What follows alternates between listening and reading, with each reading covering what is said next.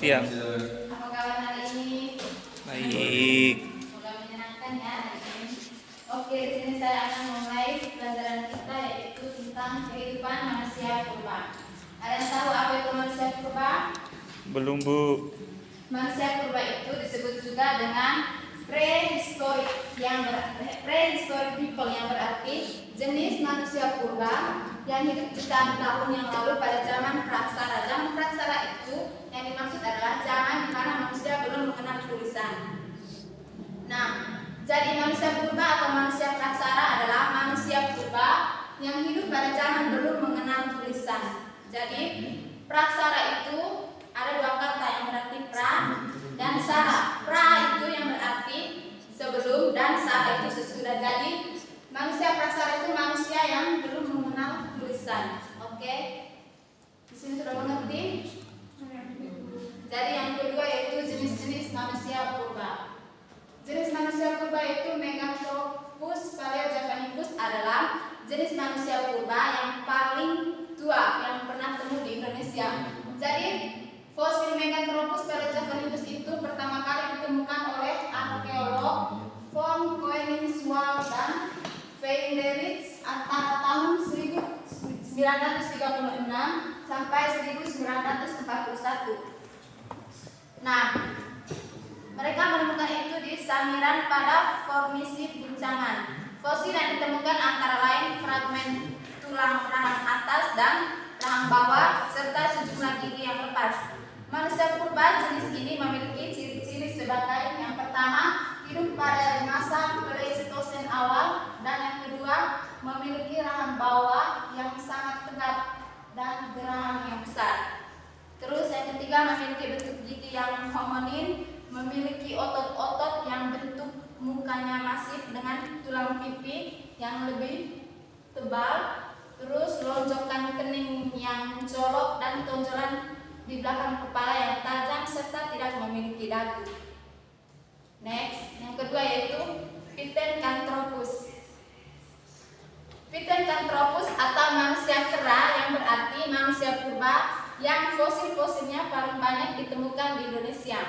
Fosil ini pertama kali ditemukan oleh arkeolog dari Belanda yaitu Eugene Dubois pada tahun 1891 di Trinil, Ngawi, berupa atap tengkorak dan tulang paha. Jadi, berdasarkan temuannya Dubois dengan Pithecanthropus erectus atau jenis manusia kera yang berdiri tegak. Pithecanthropus ini memiliki ciri-ciri sebagai berikut. Pithecanthropus hidup pada masa Pleistosen awal dan tengah atau 1 juta hingga 1,5 juta tahun silam. Terus yang kedua, dia memiliki tinggi badan sekitar 168 sampai 180 cm dengan berat badan rata-rata 80 sampai 100 kg. Terus dia berjalan tegak.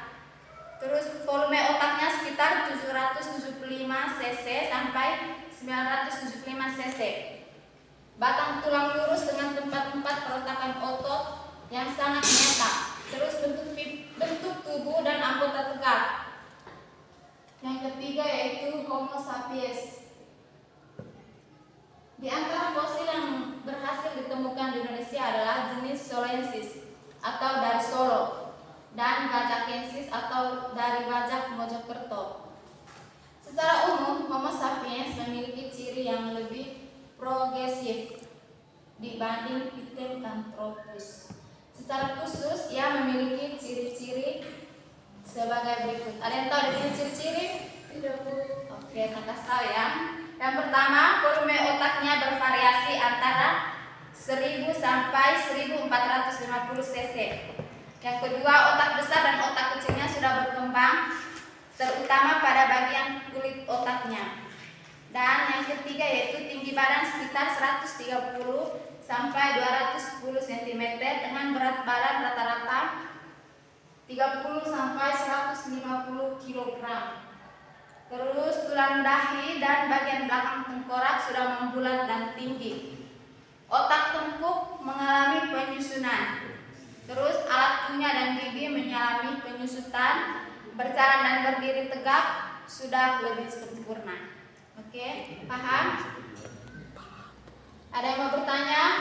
Tidak, Bu. Oke, lanjut. Yang kedua, peneliti manusia purba di Indonesia. Peneliti manusia purba itu ada beberapa. Yang pertama yaitu Eugene Du Bois. Beliau adalah yang pertama kali tertarik meneliti manusia purba di Indonesia setelah mendapat kiriman tengkorak dari B.D. von Reithosten yang menemukan tengkorak di wajah tulang agung. Fosil itu dinamai Homo bajakensis, termasuk dalam jenis Homo sapien atau manusia yang sudah berpikir maju. Yang kedua, fosilan yang ditemukan adalah Pithecanthropus erectus. Piken itu yang berarti kera, Anthropus yang berarti manusia, Erectus yang berarti berjalan tegak. Ditemukan di daerah Trinil pinggir Bangawang, Solo, dekat Ngawi pada tahun 1891. Penemuan ini sangat menggemparkan dunia dan pengetahuan. Lanjut.